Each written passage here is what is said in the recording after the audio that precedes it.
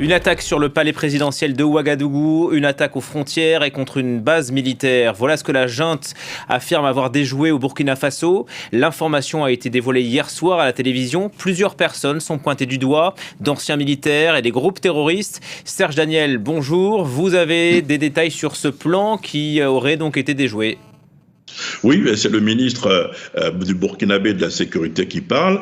Il parle de complicité de marabouts, des hommes politiques qui seraient impliqués, notamment deux anciens ministres de la République, mais des exilés également sont cités, mais également des terroristes.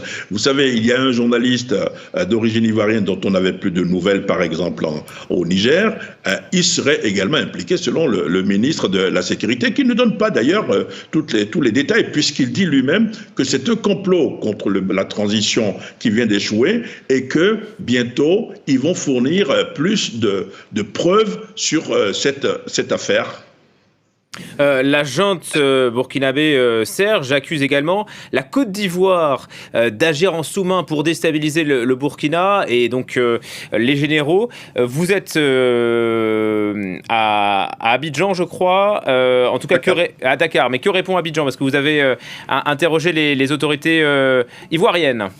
Oui, effectivement, le ministre de la Sécurité accuse des pays d'avoir abrité les putschistes, ceux qui voulaient faire le coup d'État. Il y a par exemple le Ghana qui est cité, mais également la Côte d'Ivoire qui est citée. Alors, de sources diplomatiques ivoiriennes, on nous dit que c'est un peu une manière pour le Ouagadougou de noyer le poisson. Pourquoi? Parce qu'il y a plus de 2 semaines, le ministère ivoirien des Affaires étrangères aurait convoqué le chargé d'affaires par intérim du Burkina Faso à Abidjan et lui aurait fourni des preuves d'une tentative de déstabilisation, cette fois-ci, de la Côte d'Ivoire qui viendrait du Burkina Faso et qu'actuellement, d'ailleurs, selon nos sources, les sources diplomatiques à Abidjan et les sources sécuritaires, des personnes qui seraient impliquées dans une tentative de déstabilisation de la Côte d'Ivoire seraient arrêtées sur le sol ivoirien. Donc, pour Abidjan, en fait, Ouaga cherche à noyer le poisson.